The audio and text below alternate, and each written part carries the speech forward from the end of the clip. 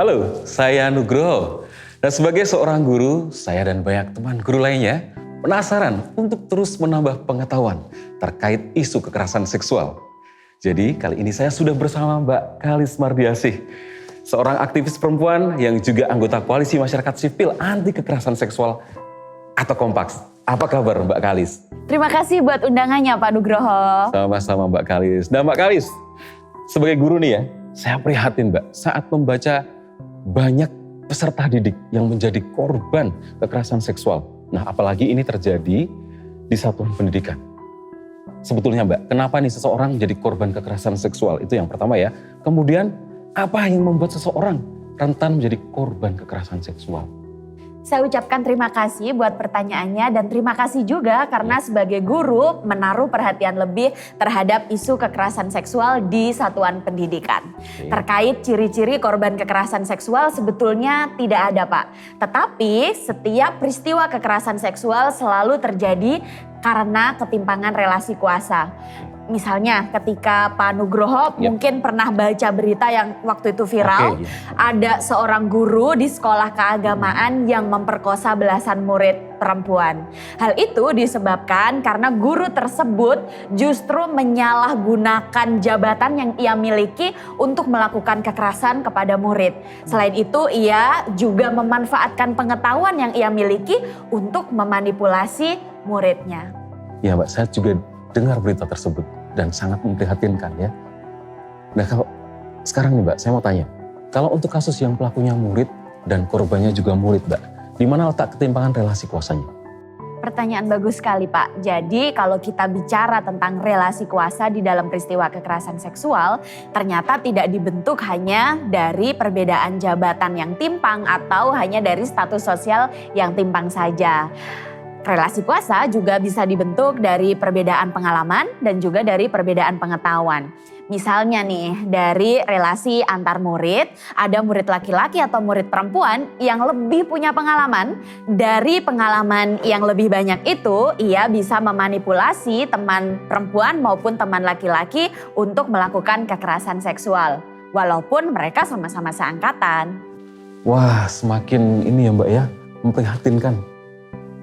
Jadi semakin deg-degan saya nih Mbak.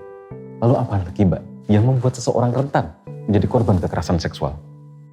Nah Pak, kalau menyambung cerita yang tadi, artinya korban itu biasanya tidak memiliki pengetahuan yang menyeluruh terkait kekerasan seksual. Masih bingung ini Mbak saya Mbak. Menyeluruh itu gimana maksudnya Mbak? Yang dimaksud dengan menyeluruh artinya biasanya korban tidak mengerti secara menyeluruh definisi atau pengetahuan terkait kekerasan seksual.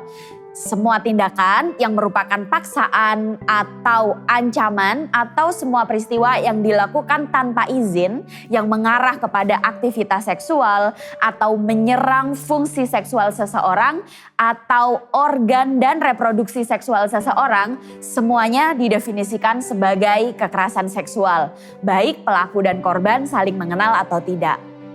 Ya juga ya Mbak ya, misalnya saat kita dipanggil orang dengan panggilan yang bikin kita gak nyaman, kita boleh protes gak sih Mbak? Aduh itu sering banget sih Pak ya terjadi di tempat kerja. Misalnya nih ada ibu atau bapak guru yang dipanggil dengan sayang-sayang. Atau misalnya ada yang dikasih tambahan Bu X cantik atau Pak X ganteng. Tapi ternyata ibu atau bapak guru gak nyaman. Sebetulnya ibu atau bapak guru bisa langsung protes. Mohon maaf saya panggil nama aja ya karena saya lebih nyaman kalau dipanggil nama aja. Wah iya, ini kan kita sering ini Mbak. Dapat kiriman gambar-gambar stiker gitu ya, ada gambar perempuan seksi misalnya. Itu cukup kadang mengganggu kita gitu. Yes, risih banget Pak. Risih banget ya. Itu kira-kira bisa nggak sih kita protes kayak gitu sih? Boleh banget. Jadi Bapak atau Ibu guru kalau misalnya di dalam grup chat ada yang iseng ngirim stiker-stiker yang ditambahkan komentar-komentar pelecehan seksual yang bikin nggak nyaman, diprotes aja.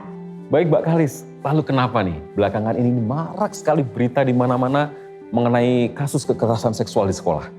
Nah, hal yang paling penting untuk kita bicarakan nih Pak ya, maraknya kasus kekerasan seksual di satuan pendidikan itu bisa jadi karena tidak adanya sosialisasi pengetahuan terkait kekerasan seksual di satuan pendidikan atau tentang bagaimana cara mengadukan kasus kekerasan seksual di satuan pendidikan. Karena sebetulnya kan tidak semua murid itu beruntung memiliki orang tua yang bisa memberikan pengetahuan terkait kekerasan seksual di level keluarga. Jadi tanggung jawabnya itu ada di satuan pendidikan. Betul banget sih Mbak. Tapi menurutku tanggung jawab itu tidak hanya di pihak sekolah, orang tua, pemerintah, masyarakat, dan lembaga independen terkait juga bertanggung jawab atas pencegahan kekerasan seksual di satuan pendidikan. Sepakat, kita kerja bareng. Siap, kita kerja bareng.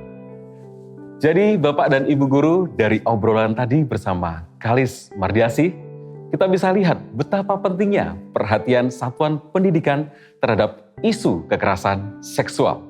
Sudah selayaknya satuan pendidikan mempunyai komitmen bersama dalam menciptakan ruang aman yang bebas kekerasan seksual untuk semua warga sekolah.